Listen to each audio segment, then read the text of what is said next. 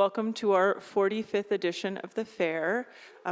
Yeah, woo, woo. I agree. Yeah, come on, it's Saturday. It's rainy outside, but it's nice in here. So I'm really happy to open today's programming with the Aperture Portfolio Prize shortlist, 5 artists, and Noa Lin, Aperture's associate editor of the book program. This is APAD's second year partnering with Aperture to showcase this prize, and the first time that it was announced on site on Thursday at 3 p.m. And we had some technical difficulties. We started a little late, but I think it was a really great celebratory moment. And as this partnership has continued to grow and evolve, we're really proud to champion emerging artists and to give their work a new physical platform at the fair where they can be seen and celebrated. I want to congratulate all 5 artists. It's really incredible what you've done. This is an incredible accomplishment, and thank you for exhibiting with us and bringing a new, dynamic, fresh perspective to the fair. I'm going to hand this off to Noa now and get off the stage. Thanks, Noa. Great. Well, thank you, Lydia, for the introduction, and thank you all for being here. We are really excited to be here at APAD for the second year in a row, and proud to be able to partner with the photography show to showcase the work of the shortlisted artists for the Portfolio Prize and to share in the excitement of the winner announcement. If you haven't seen it yet, a presentation of selected works by the shortlisted artists is on view at the Photo Books and Partners section of the fair, signaling the commitment between APAD and Aperture to support the next generation of artists. My name is Noa Lin. I'm associate editor at Aperture. Before we start, I'd like to give a few acknowledgements and thank yous. I'd like to thank Lydia, Irene, Michelle, and the whole APAD team, wherever you are. Thank you for having us and hosting us so generously. I'd also like to thank Janaea Johnson, former editor at Aperture.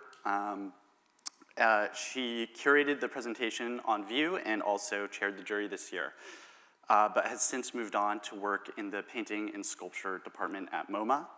We'd like to acknowledge all of the work that she put into both the jury process and the exhibition here.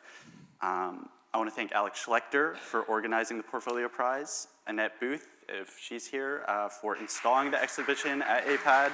Great job, Annette, she's the best. And I also want to give a huge shout out to Kelly McLaughlin, who is manning our booth at the fair for the duration of the weekend. Thank you, everybody. For those of you who might not know, Aperture is a nonprofit publisher that has been leading conversations in photography worldwide since 1952. The Aperture Portfolio Prize is an international competition that spotlights emerging talent in contemporary photography. This year's shortlist was selected from over 1,000 submissions from 64 countries by a jury of cross-disciplinary creatives. Taos Dalmani, curator at the Photographers Gallery in London, Jessica Dimson, director of photography at New York Times Magazine, Janaea Johnson, former editor at Aperture, and Avian Pierce, artist and former winner of the Portfolio Prize themselves. Since 2006, the Aperture Portfolio Prize has published and presented an exciting range of artists whose work has pushed the medium forward.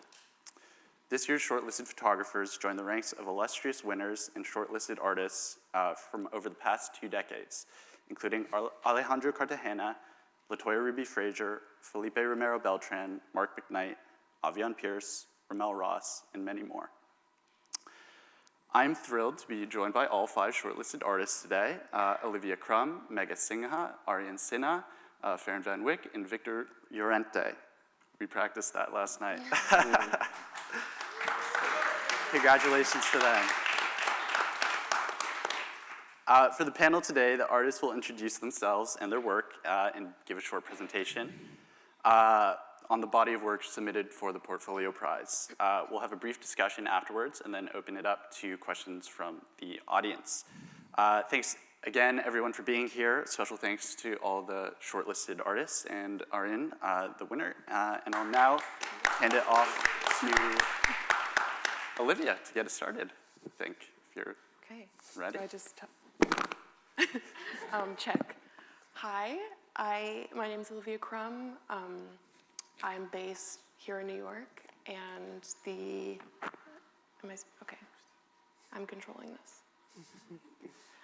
So the work that I applied to the Portfolio Prize with was made in the immediate aftermath of the death of my father, who passed away almost 2 years ago. And so I started making this work in a really heightened emotional state, and I was experiencing very intense grief for the first time, and I found it to be like almost an otherworldly experience, and it really sort of reordered my reality, and I wanted to make a picture that felt like it could sort of embody that experience. And so I'm photographing like people in my life, my partner, my family, my friends, myself, and I'm choreographing my subjects in order to kind of like recreate these gestures of care that I performed and witnessed at the end of my dad's life. I'm interested in what happens when those gestures are sort of decontextualized and placed in unfamiliar settings.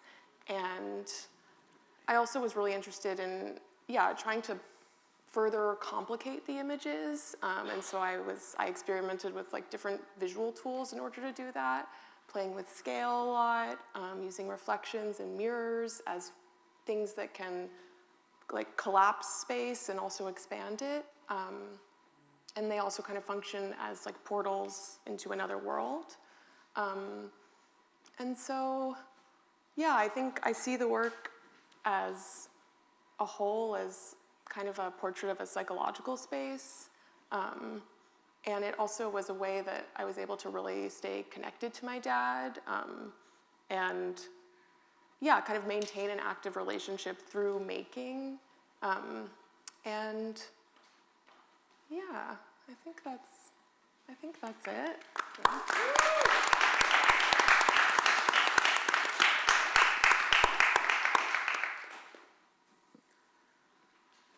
Am I good to go? If you're ready. Hi, I'm so excited to be here. I'm Megha, so I'm a photographer based in Bombay. And so I started working on this project in 2024, and the intention to start with this was pretty simple. Like I didn't have something in mind that, like I was not looking at these girls as like subjects I wanted to shoot, but the intention was to document in India, which is true to my lived reality that I see in 2026 and present day. So and so one more thing that I was thinking of it, I'd say how we look at femininity. It's supposed to be like we put women on pedestals, right? So for women to be empowering also, we sort of expect some sort of a masculinity from them. So with this project, I think like I was really interested in looking at beauty, but the aspect of which is not like something that you would see in like a fashion shoot shot in a studio or something someone would document like at a doctor's clinic, right? So I really wanted to look at beauty as a lived experience. Like how does beauty become intertwined with women's lives? So I started this project where I was documenting women who've gained some sort of like fame on Instagram. So I've been working closely with influencers. Then there are some reality show stars and then aspiring actresses. And like this is it. This is what I've built on so far.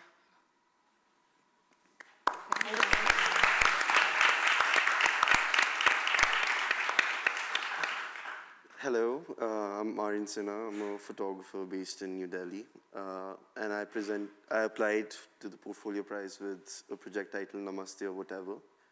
The title came from a real life encounter when I met. It was like towards an end of a hour-long discussion with some random stranger almost, and she just ended the conversation knowing I'm from India, just saying Namaste or whatever it is. I was like, Namaste was fine. whatever it is was kind of uncalled for.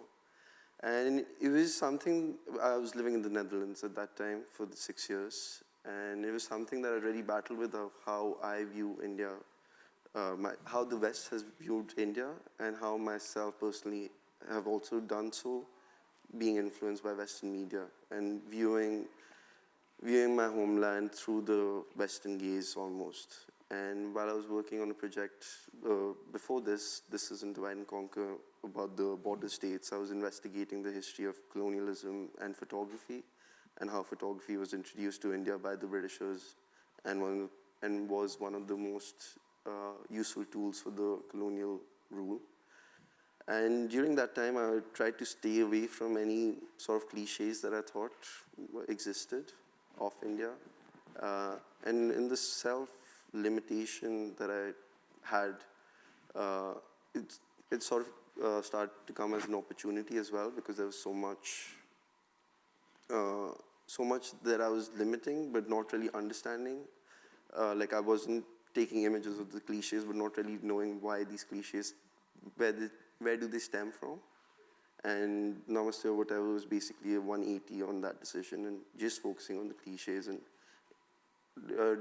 going through my archive over and over again and seeing where my gaze has also led me. And it's still very much a work in progress. There's no conclusion, I think, that I've reached so far.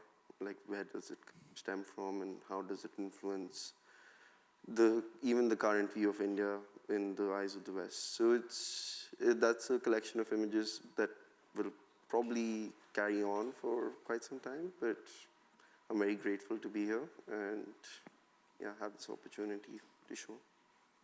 Okay, that's it.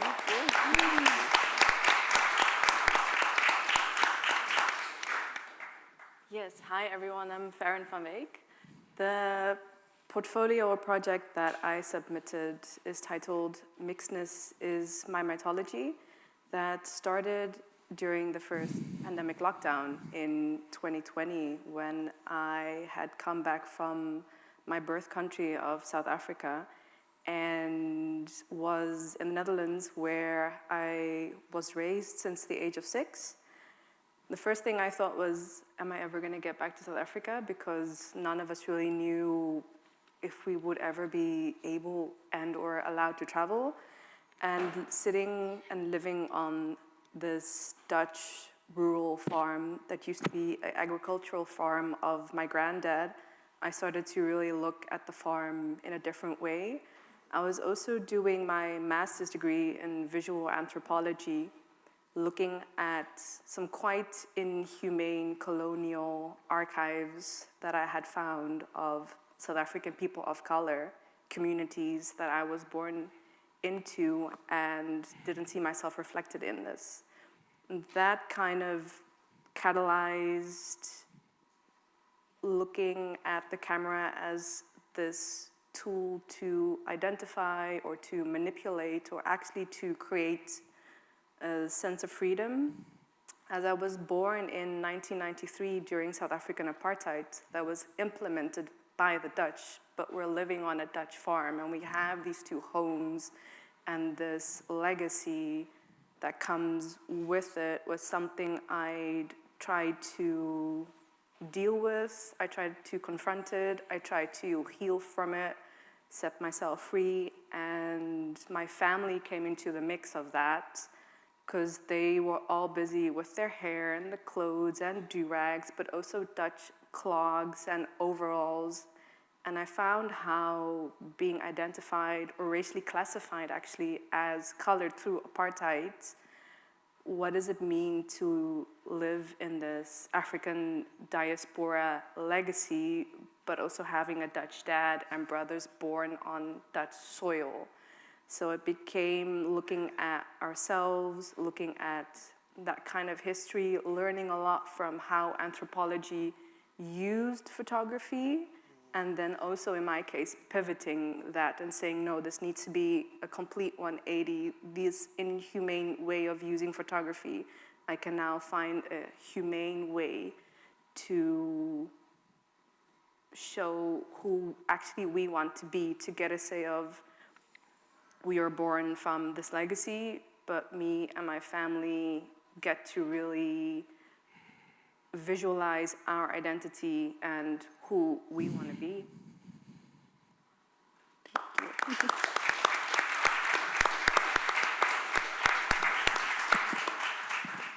Hello. Here we go. Hi, my name is Victor Lorente. I was born and raised in Madrid, Spain. And in 2015, I moved to New York to study at FIT, which is where this project started.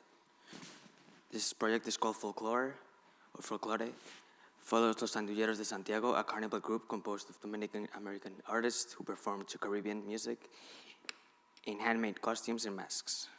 What started as an exploration of their striking visual presence quickly became a deeper engagement with their mission to preserve Dominican culture traditions in the US. I met Los Andulleros de Santiago while covering a dance festival at FIT. I saw them on stage and decided to go backstage to talk to them. I got in touch with Jennifer, one of the organizers, and that summer I joined them at the Dominican Day Parade in Manhattan. From there, I slowly built a relationship with them, but it wasn't until the summer of 2018 that I started documenting them regularly. At the time, I was really focused on street photography, but I was always interested in going deeper, documenting something more personal. I remember the first time I was invited into the apartment where Los Andulleros de Santiago would hang out and get ready before performances. I felt like a kid at a candy store. My flash was probably overheating, but no one cared, no one complained. From there, I traveled with them across the tri-state area, photographing events and parades. But over time, I realized that my favorite images weren't during the performances. They were the quieter moments on the bus, waiting backstage at the United Palace, or at home, working on their costumes or whips. Honestly, my favorite part of this project isn't even the photographs. I was just excited to spend time with them, to go to all these random places together. There were days I would even show up and not take any pictures. In the summer of 2019, on my 23rd birthday, I went to their place while they were getting ready for an event, and I didn't tell anyone. It just felt like any other day. After a few hours, we went outside to take photos with some of the younger kids. When we came back in, they surprised me with a cake and candles. For me, that moment really sums up this project is about family and friendship. This work changed my life. It opened the door to opportunities like the Eddie Arms Workshop, the New York Times Magazine Portfolio Review, which led to a New York Magazine cover story, and eventually being shortlisted to the Aperture Portfolio Prize. This work remained unpublished until a couple days ago when this show opened. It's been sitting on my hard drive for years because I have a really personal connection to these images. I couldn't think of a better way to share them for the first time than through Aperture. I can't wait for the whole project to be out, hopefully as a book one day. Thank you to everyone at Aperture, the judges, congratulations to all the shortlisted artists, and most importantly, thank you to Jennifer and all the members of Los Andulleros de Santiago.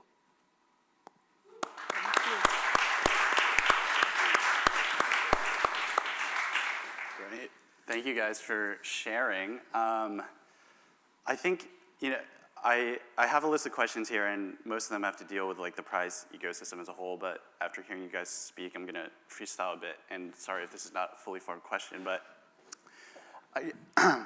I guess for each of you, I'm kind of curious about how you arrived at the strategies for photographing these kind of very different bodies of work the way you did. And why I was thinking about that is because, Aryan, when you were speaking about thinking of photography's colonial history and the legacy of how photography was used to create these kind of racialized notions of people. It reminded me a lot of, Farron, how you're kind of digging through these anthropological archives and thinking through the same things, but then, the way you end up creating these bodies of work and the strategies of making are so different. And I'm curious of, just for each of you, and that goes for you, Victor, too, thinking about how you kind of come from a background of street photography, as you say, or editorial photography, and then think, I'm going to make a personal body of work.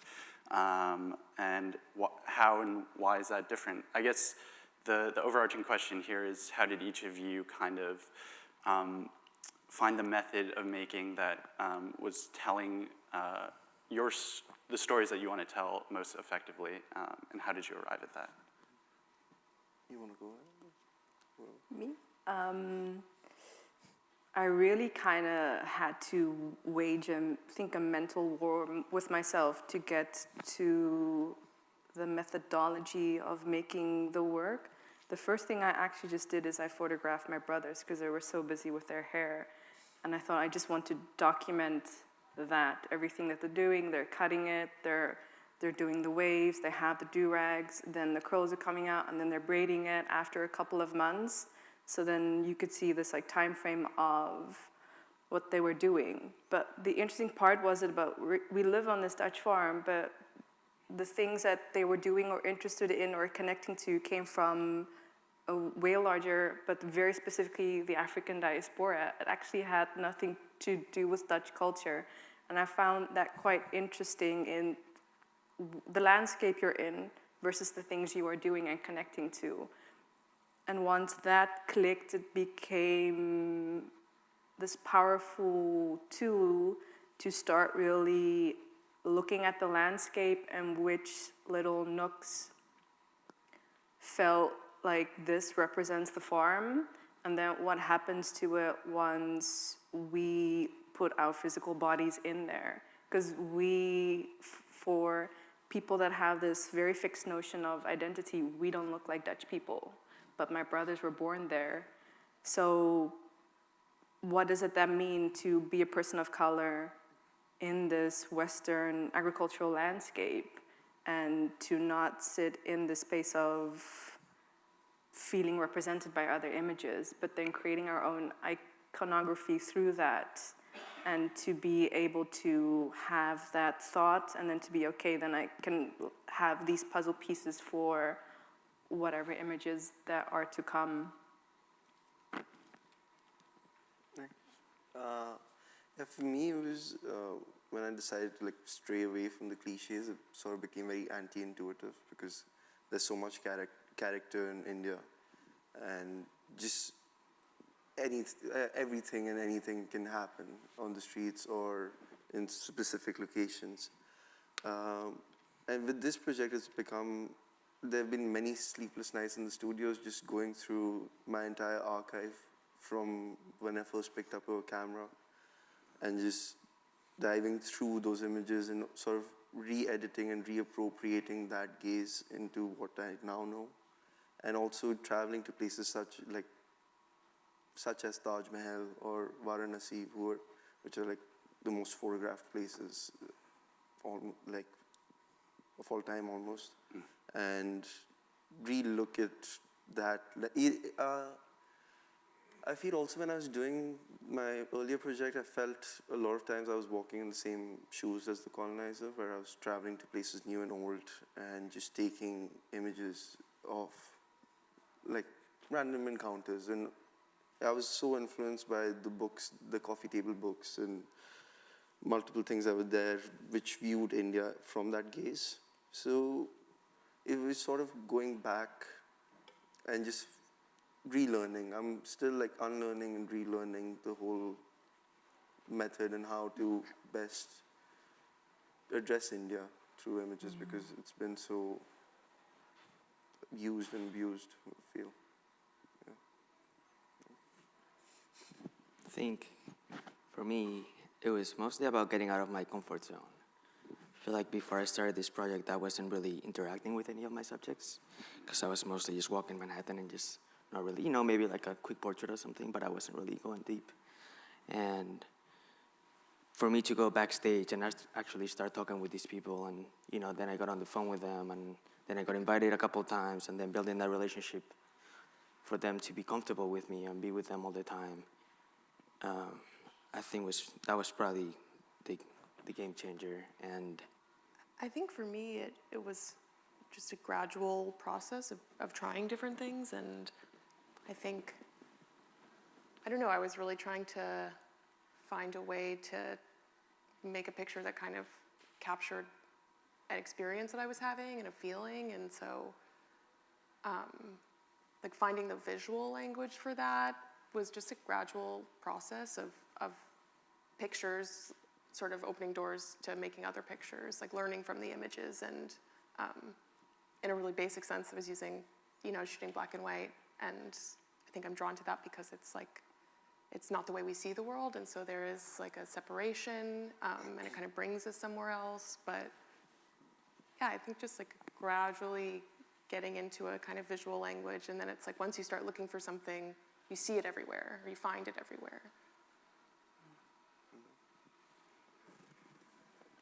For me, I feel like I don't really think like I've still arrived at yet, but like it kind of started with something very bizarre. So my parents are based in Jorhat, which is this really small town in the northeast of the country. And one day I just called my mom, and so she's undergone this treatment which is called the vampire facial. So she saw this picture of Kim K, and she like really wanted to try that out. So she figured out a way to somehow do it in that small town. So that made me really interested in how like beauty culture has become so globalized, and it has like reached into these parts of the country. And then a few days later, my best friend tells me she got fillers done. So it just like fell into place. Then I started speaking to this stylist who worked with me on this, and we were just exchanging like in Instagrams of girls we like, and we just decided to DM them, and that's it, pretty much. Right.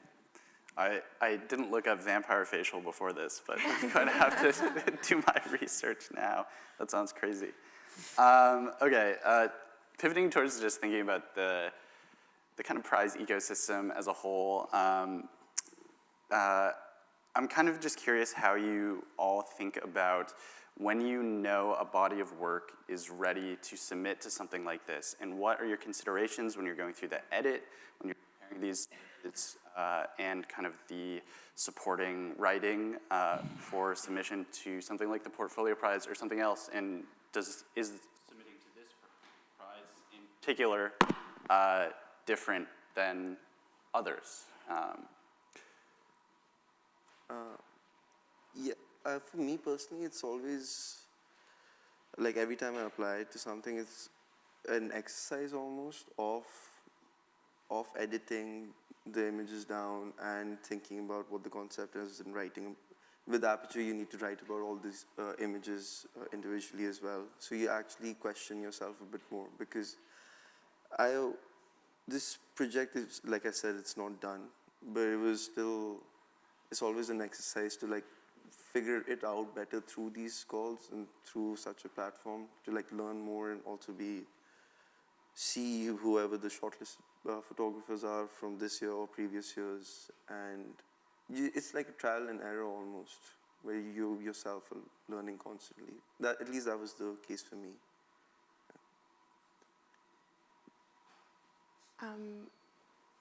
I think that for me, I haven't yet had the experience of really feeling like something is done. Yes. Maybe I never will. But I mean, I've applied to this more than once, like a couple times I think, and I feel that it always feels like a good exercise, even if it's a little bit painful to put a bunch of work into something and not get it, to kind of understand the work. And then usually I'll come back to an application and kind of like adjust the writing, and there will be more pictures a year later. And so for me, I feel like it's really learning from doing it over and over and over again. Yeah. If you guys don't want to answer too, it's okay. We can move on to other things. I can talk. Okay. Yeah. I think my project, COVID was kind of a big hit on it because a lot of it was events. And then I started my photo career kind of around the time when COVID started, and I started photographing different things. And my interests started changing. I was photographing other stuff. And then, I started in 2017. The 12-year-old kids weren't kids anymore.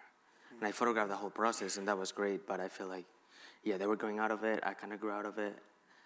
And then about applying, this was my second time applying, I think. And I almost didn't even apply the second time. My friend sent me the link.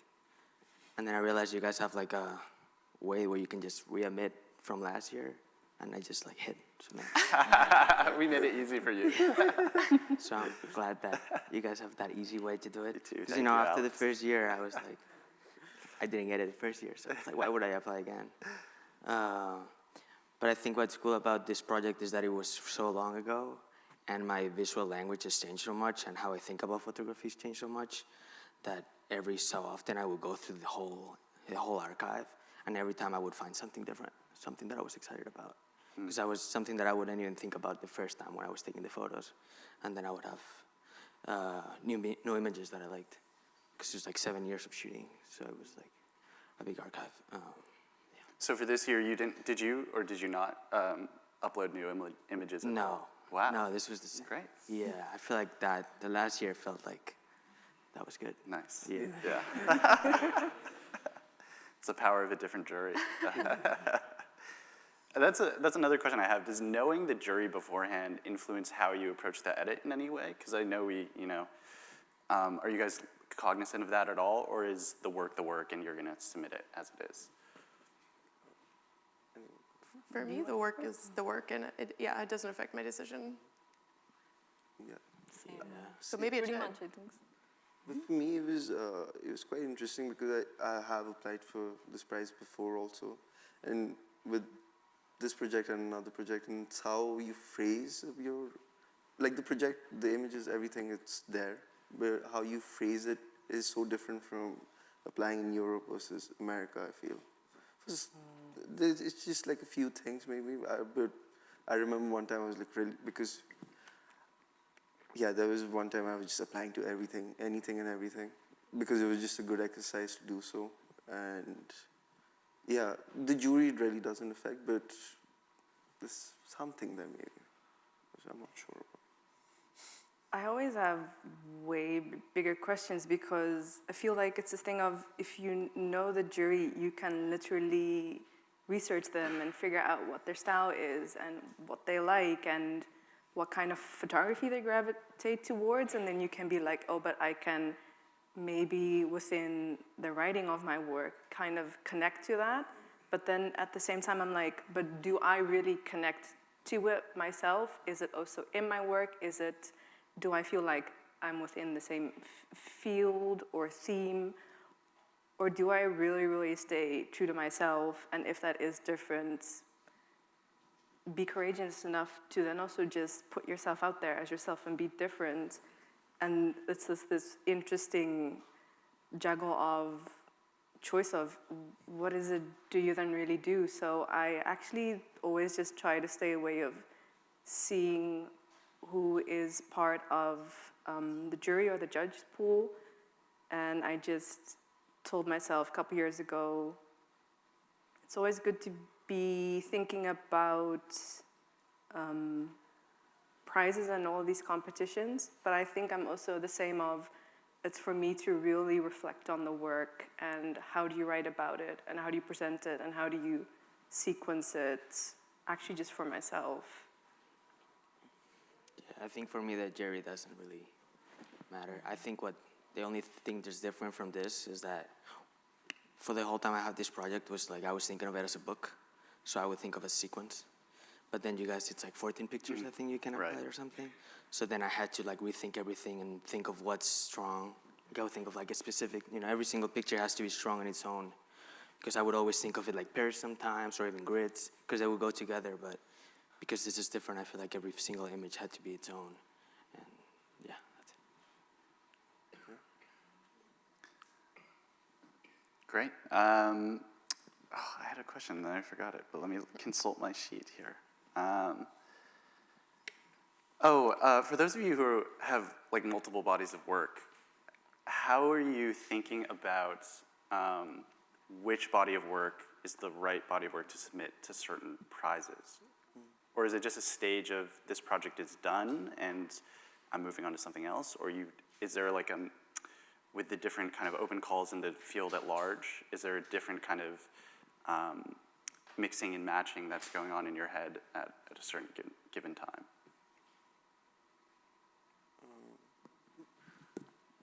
I think for me, it was whatever I'm focusing most on is what I like. Because it's also like these deadlines and open calls are a way for me to be a bit more regimented and really like thinking about a project before the deadline, because somehow, I don't know how, but I only apply towards the deadline. Like I spend the entire month just not doing anything, and the last week is crunch time. And it's normally just the project that I'm putting most attention to at the time.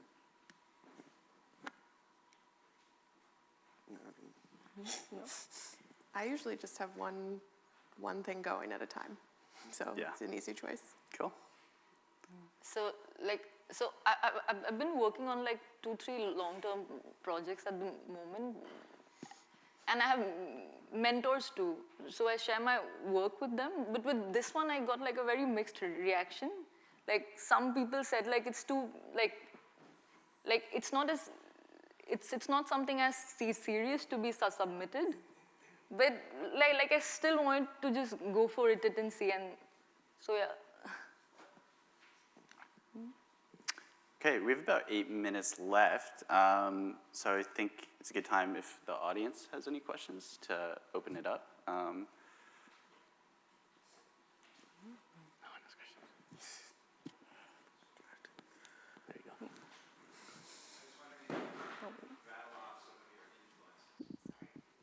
If you could rattle off some of your influences. Sorry, like okay. Any? Photograph. Like photographers? Yeah. Or not. I got you.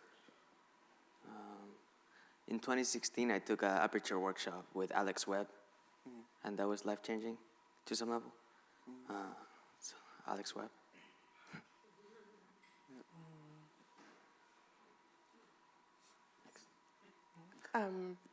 Rosalind Solomon, Larry Sultan's Pictures from Home, Leah Koshiga, yeah, and a lot more. I think for me, like I'm not sure like how much they've influenced my work, but they've touched me for sure. So like I would say there's Sally Mann, there's Francesca Woodman. It's mostly a lot like female photographers and male too. I really love some Japanese photographers too, and in India too has like great photographers that we look up to. There's Ashisha, there's Bharat Sikka. So there's plenty. Like I'm always like looking at stuff. I feel like photography is also like you look and respond and do your own thing. I think similar to Megha, like Indian photographers, Bharat Sikka, Ashisha, Saurabh Hura, their works have really touched me. But I think my main influence also comes from music. I don't know how to play nothing, but just the feeling that I get from it.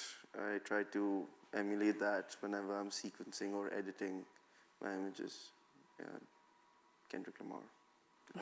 Forgot to mention Dayanita Singh. Yeah, Sorry, Diana like sings. Yeah. we need to mention it.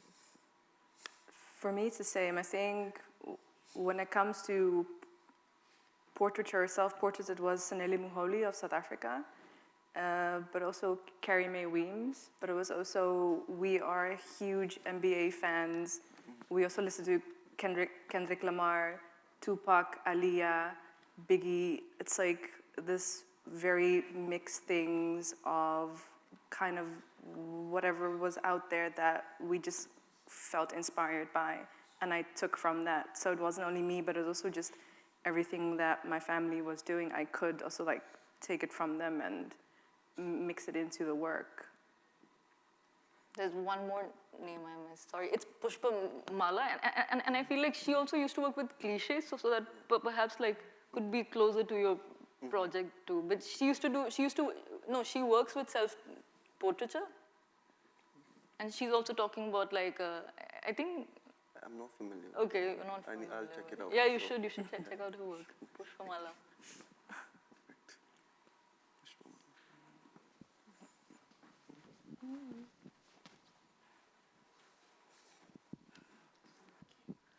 Hi, congratulations to everyone. I think the last question, some of you answered that how you inspired, or what was that first thing or first moment where you thought that I want to be photographer or I want to capture something.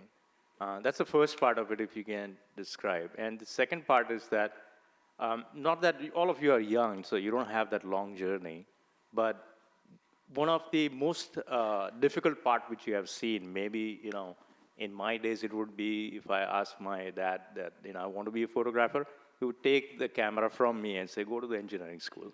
So I would love to know from each of you, what was your most difficult part of it, what that challenge was and how you overcome that, as well as what inspired you? What was that first spark brought you in?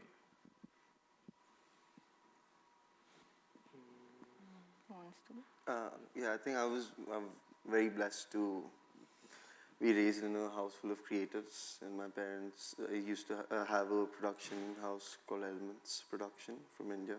So I was just surrounded by photography, and I got my first camera, it passed me down in 13, and also during my high school days, it was just going and photographing. I was horrible at studies, I was really bad at sports, and the only thing I had was my camera, and I just used to take images of my childhood friends and sort of fell in love with photography from that and slowly started to step out as well. I think that was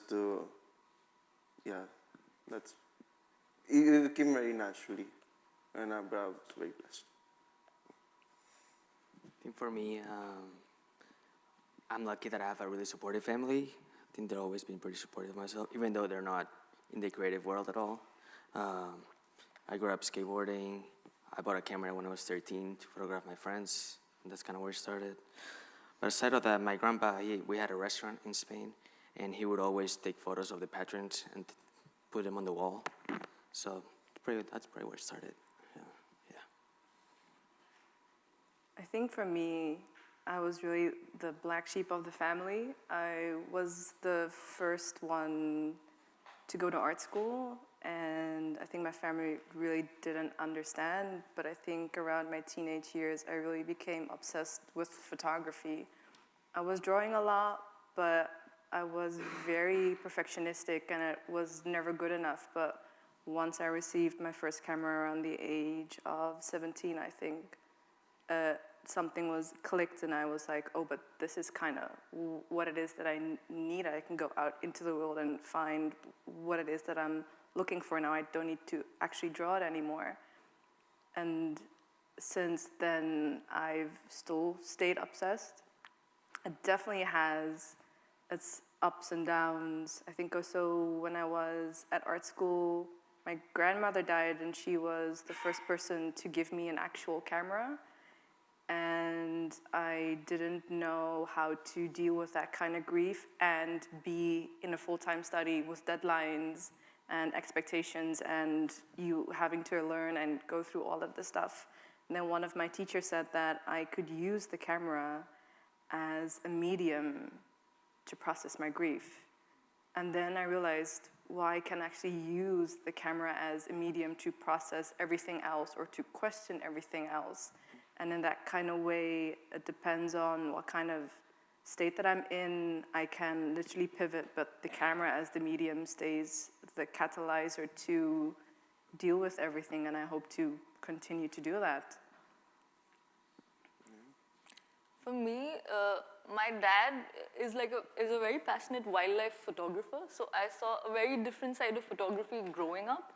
And then I later wanted to make graphic novels. So I went to art school, and I think Instagram had just started back then. So I used to just post for fun. So I kind of got into photography with that. And in my second year, a visiting faculty showed me a book of flowers by Nobuyashi Araki. And I think for me, that book really touched me, and I really wanted to go for it for good and drop the rest of the stuff I was doing, I think. For me, I had a great teacher in high school. I started taking pictures when I was 14, and she introduced me to Dan Arbus and all these classic amazing artists, and I had never seen anything like it. And my dad really loved art, and we would go see art in New York all the time. And yeah, I think it just stuck immediately, and I never really looked back. Great, thank you so much, guys. I think that's all the time we have today. So big congratulations again to the shortlist of artists.